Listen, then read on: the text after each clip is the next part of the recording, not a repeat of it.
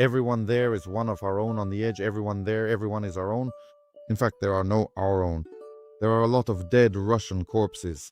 You could say we're walking on a carpet. Bring a person to the military enlistment office and you'll get 100,000. One piece of shrapnel hit my knee and one hit my forehead. I voluntarily agree to this discount. I have to help my dad. When did you sign the contract? At 19, I made the decision to drop out of school and signed my first contract.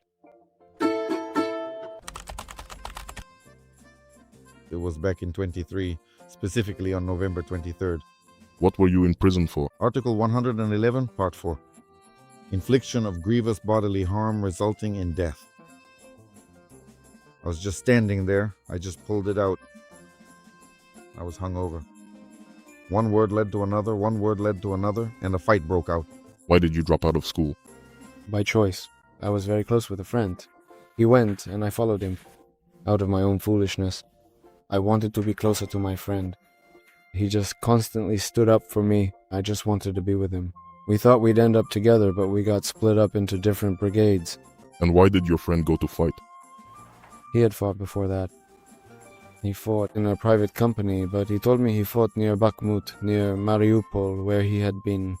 And he said that if there are any acquaintances, if we end up together, I'll put in a word for you, you'll be nearby, whatever happens. We signed the contracts and we got split up. How did you sign the contract? It all started badly. The factory started to fall apart. I was taking on some odd jobs here and there. The kids are small. Yes, that's it. I thought, and my aunt thought, that maybe I could go and sign a contract, something like that. You won't end up in a hot spot, you'll be in security somewhere there. That was the case, yes. I signed the contract and they took me to Lugansk. I went through training, yes. We were stationed at the BVO, guarding stations, cannons, all that stuff. Then an order came to our commander. Those who were sitting around, some people were drinking there. It all turned into an assault. They transferred us to this assault detachment, 9,530, 3,778. When the regiment was being formed, we arrived in the city of Dmitrovka in the Donetsk region. In November of 2024, we were already almost on our first mission. I got wounded.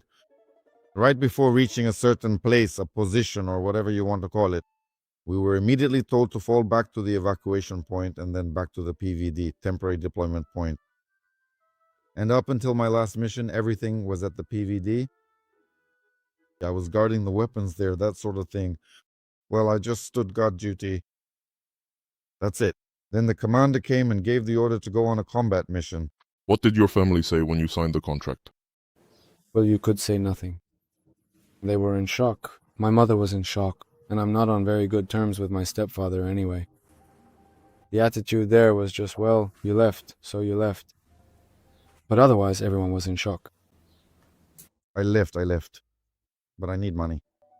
I need money. In which settlements did you carry out tasks since 2023? From 2023 until February of 24, when I was wounded, I was moving from Krasnogorovka only along the tree lines and the railway. What was the task? The specific task was to get to a defensive point where we were brought, dig in, and listen for any movement to see who is going where, if anyone is passing by. To report over the radio, yes, that shots are heard somewhere or something is happening somewhere. I'll report every half hour, for example. The sky is dirty there, the sky is dirty. Are there any birds flying, and from which direction? That's it, nothing more. The task was to reach the point, sit down, listen, and not move. What did you have with you, and how did you get to the task? Well, they gave us body armor and a helmet. They gave us body armor without plates, so it would be easier to walk. There was only an assault rifle, and 2 magazines for each person. We were left with body armor and a helmet. They told us to leave it, that we didn't need it. You'll get there just fine. That was it. We left all of it behind. How did you get wounded? A Baba Yaga drone was operating on a specific point. I was just hit by shrapnel. I'm grateful it wasn't directly on me, because I would have been blown up. One piece of shrapnel hit my knee, one under my buttock. One hit between my shoulder and elbow in my right arm, and one in my forehead. But it flew past. Was the bandage applied only after you surrendered? Yes, indeed. How did you get captured? Yes, I heard a bird drone. It flew up and told the Russian soldier to surrender. "We will take you prisoner." And yes, it flew away. There was a sudden intense firefight that broke out, and tragically, a comrade right there on my side died. It was devastating. Then, when the bird finally came back a second time, I slowly came out from cover, desperately hoping that somehow everything would be okay. When the cleanup group arrived, I heard them coming, clearing the area, and I didn't shoot. I said that I was surrendering. The guys arrived and took me away. Was it scary to surrender? Very scary. I was thinking about how it would go, what would happen. Once I started going, there was no turning back. Even my own side would have taken me out by then. Were Russian drones operating on you? I was just barely managing to dodge them too.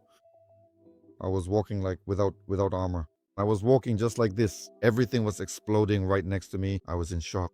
Why did your own side want to kill you? I have spent a lot of time thinking about that too, and it really makes you wonder why, even now, back home, they are just taking everyone they can find. They are grabbing people, even those struggling with alcoholism, seemingly just to reduce the population. It honestly does not seem to matter to them at all who they are dragging off to war or what kind of lives they are destroying in the process. They are just taking anyone they can get their hands on, sending them off to war, over and over again. Also, instead of prison, for some reason, they are signing contracts. People with hepatitis, yeah. And there's also HIV positive people who are already written off because it's all in their blood or wherever. It's all clear, right? And there are even people like that right now. They themselves are also signing contracts. Have you heard about the torture of Ukrainian soldiers who were taken prisoner? I have. And they were talking about a private military company back in 2023. They were talking about those guys that they were torturing people. Someone gets paid for bringing a person to sign a contract. For everyone who, let's say, gets sent off, he probably gets money for it. Even, for example, I've been told so many times, bring a person to the military enlistment office and you'll get 100,000. Well, let's say yes, just like that. Didn't you want to go to Sochi? No.